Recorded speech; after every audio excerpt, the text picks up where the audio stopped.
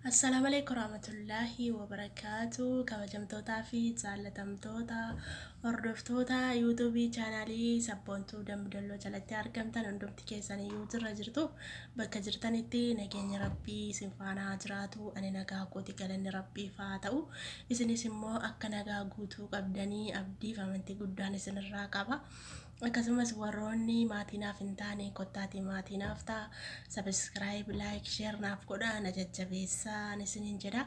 Warroonni maatii naaf taatan immoo hedduu tokko galatoomaa galata guddaa na biraa qabdu isiniin jedha. Ijoolleen isin gaafadhee isinirraa dhabee hin jiru maatii naaf ta'aa jirtu. Galatoomaa galata guddaa na biraa qabdu isiniin jedha. Otoon viidiyoo kanarra caalaa hojjedhe immoo akkasiin maatii naaf taatan abdii guutuun qaba jechuudha. Kanaafi walaa jajjabeessinuu, walaa gargaaru, wal biraa dhaabbannu maatii naaf ta'a, maatiin isiniif ta'a jechuudha.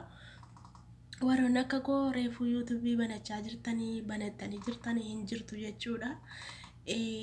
Nuti walaa gargaaru, walaa guddifnu. Isinis sheerii natti godhadhaa, anis subscribe isiniif godhaa. Anis yoon isin dhufee isin gaafadhee subscribe naaf godhaa, walaa jajjabeessinu isiniin jedha. Warroonni akka kootii reefuu zeeroorraa ka'aa jirtanii yoo wal jajjabeessine malee yoo wal gargaarree wal bira dhaabbannee jabaadhu waliin jenne malee warroonni yuutuubii gurguddaa qabanii warroonni kaleessa akkuma keenya akkuma kootiif akkuma keessanii zeeroorraa duwwaarraa ka'anii hojjetanii garuu yoo isin subscribe naaf godhi jettanii dhaxxanii gaafattanii viidiyoo isaanii jala deemtanii gaafattanii subscribe naaf godhi jettaniini isiniif hin godhanii maal isiniif kennu libbeedhaa fi laayikii qofaa isiniif kennanii dhiisu jechuudha.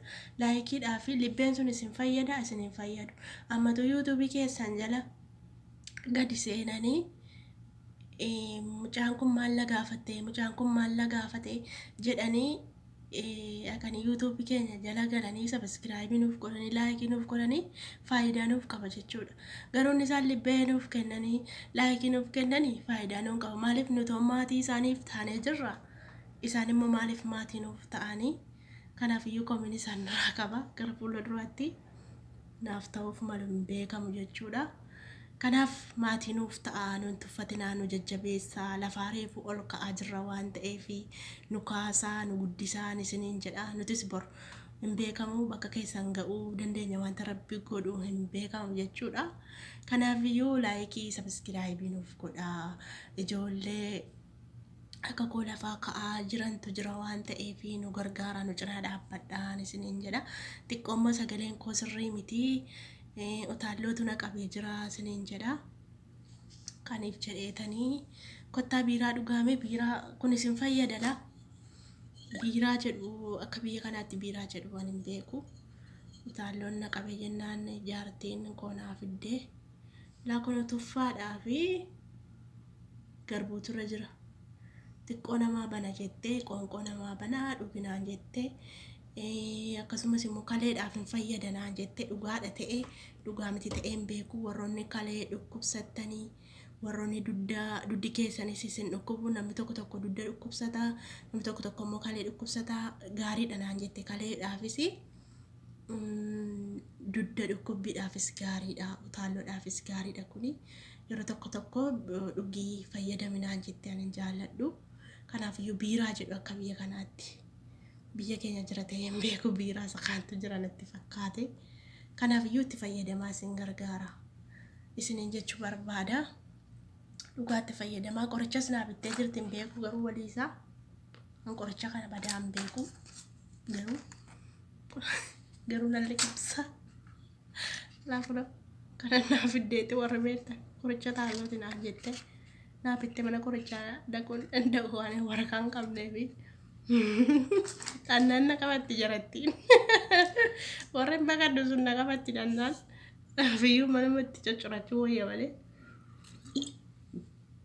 waan akkuma gubaa kana itti gittim gochuudha malee in ulfaata manaa ba'uuni. Kanaaf isiniin jedha viidiyoo sitti dheeressu laayikii subscribe share naaf godhaa walaa gargaaru walaa jajjabeessinuu isiniin jedha.